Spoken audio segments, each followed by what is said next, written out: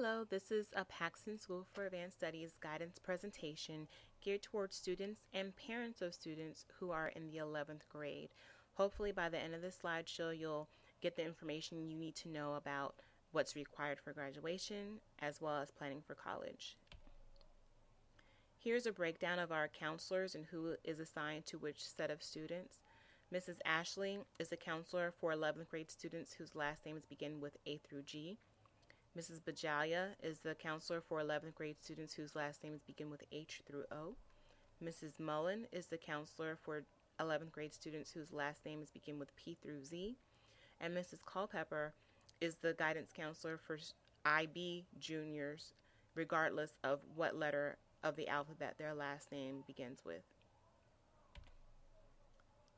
Some other additional staff in the guidance office: Ms. Baranowski. She is in charge of scheduling parent-teacher conferences, so if you have an issue with your child's teacher, you need to contact her at extension 116 in order to set that conference up.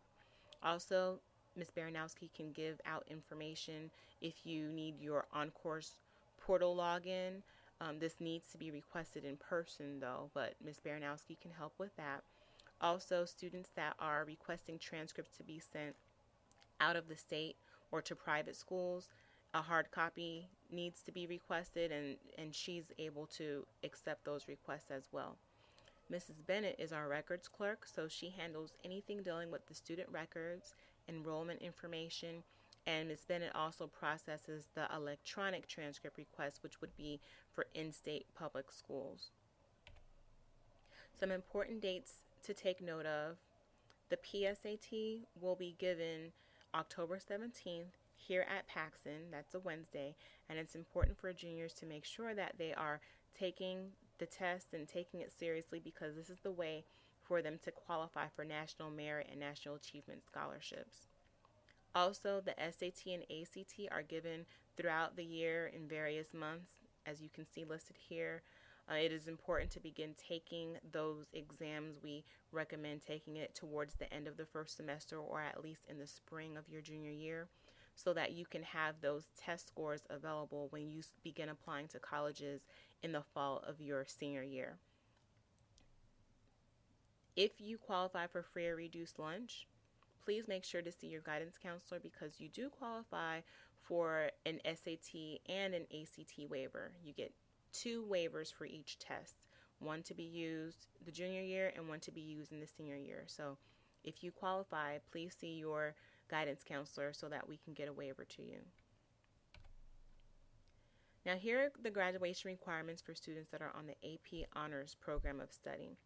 It is required that students on this program of study complete 4 credits of English, 4 credits of math, 4 credits of science, which must include 1 credit of biology, 2 physical sciences, which can be chemistry, physics, or earth-based science, and then 1 additional science.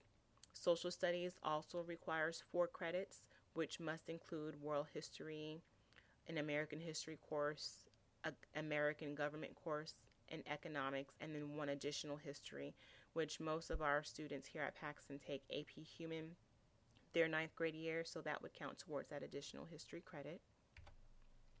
2 credits of a world language must be taken as well, and they must be 2 credits in the same language. 1 credit of a visual or performing arts class, 1 credit for HOPE, which is the health and PE combination class, and then 4 additional electives of the student's choice. A Paxon requirement is that all students on the AP Honors Program of Study must complete 9 AP courses upon graduation. So please keep that in mind as you are planning out your schedules for the next school year. Also, students must pass the 10th grade FCAT reading and math and must have a cumulative unweighted GPA of 2.0. Students on the IB program of study must meet these following graduation requirements. They still need 4 credits of English, and they must be honors level or higher with at least 1 IB or AP course.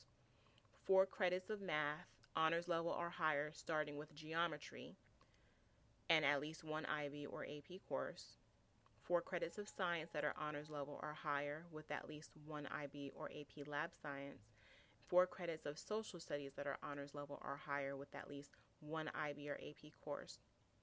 Additionally, 2 credits of a world language are needed, but here at Paxon, students on the IB program of study take 4 credits in the same language, 1 credit of theory of knowledge, and 9 credits of electives, and this would include whatever the IB 6 subject is that the student is taking over either 1 year or 2 years.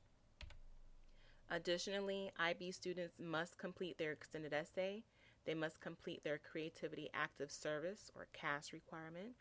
They must complete all of their IB assessments, earn a passing score on the 10th grade reading and math FCAT, and have a cumulative unweighted GPA of 2.0.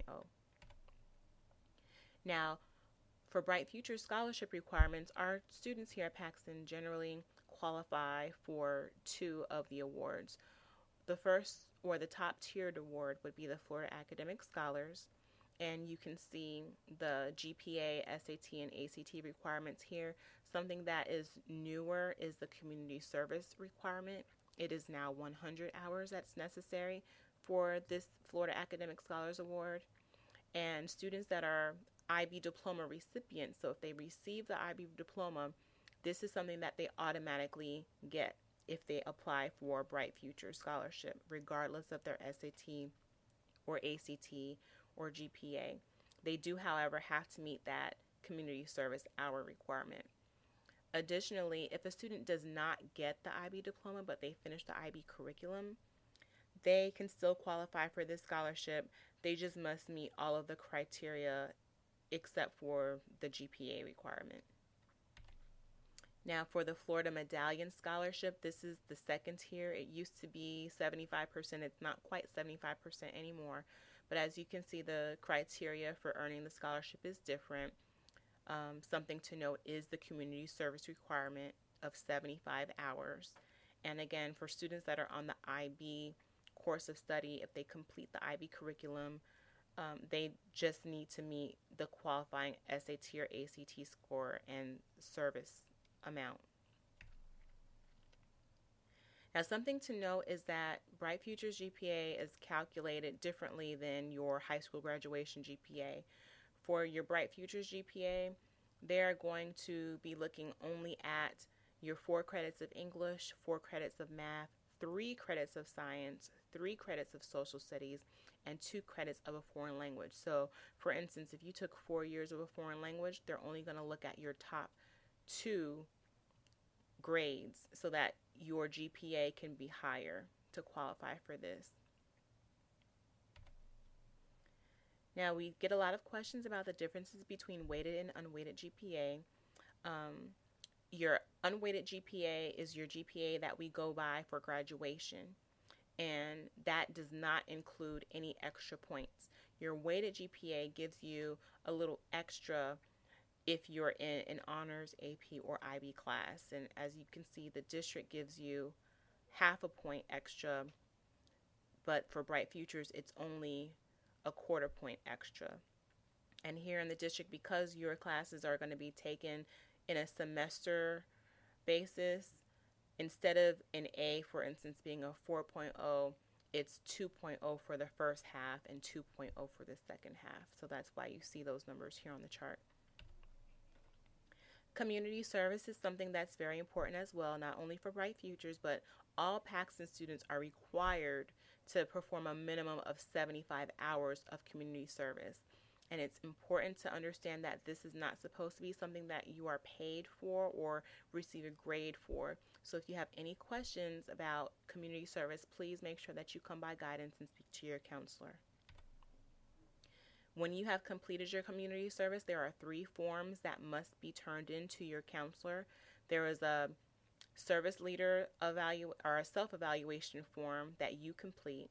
There's a service leader evaluation form that's completed by the person who is supervising you, and a service log form where you logged your dates and times. If you need these forms, you can visit our school website, and under the guidance tab, there's a link to the forms.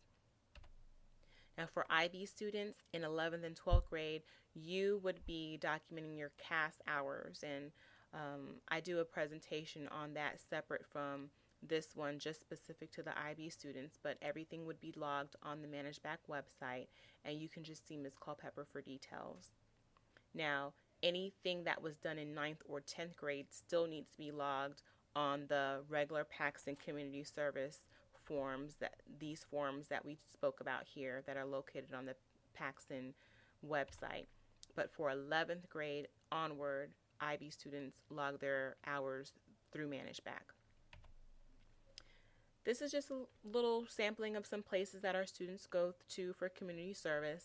A lot of them go to the MOSH or something such as the Humane Society, but really, students, you will be selecting where you want to go for community service, and as we have things come up or we get information, we'll pass it along to you. But this is just a little sampling of what some of our students, or where some of our students have gone in the past. College planning, very, very important. Please start visiting the campuses because you're going to have to begin applying at the beginning of your senior year. So things look different in person than they do online. So I encourage you to please visit the colleges and universities that you're interested in. Also, come and attend the college sessions that we have here on our campus. We'll have the schedule posted outside of guidance, and it will also be on the guidance section of the website, but you do have to have your teacher's permission if you're going to be attending during the class time. And we also have listed here some college search tools that you might find helpful. Something that's coming up is the Jacksonville College Fair. It's going to be here on Saturday, October 13th, and you can see a listing here of some of the important sessions. There will be lots of colleges and universities, both in-state and out-of-state, represented, so you might be able to get some of your questions answered there. Another place that would be a helpful resource is Fax.org has turned into Florida Virtual Campus, and you can go on here and you can find information about degree programs at different schools and find out about career planning and planning for different classes that you should be taking maybe as electives your senior year so that you can be prepared for whatever area it is that you want to study on the college campus. And bigfuture.org is a resource from the College Board where you can actually set up a profile and you can explore careers and college planning resources so that you can be better prepared for when you apply during your senior year. Well, we hope that you found this information helpful, and if you have any additional questions, comments, or concerns, please feel free to come on into guidance and speak with your guidance counselor, or you can email us to set up an appointment.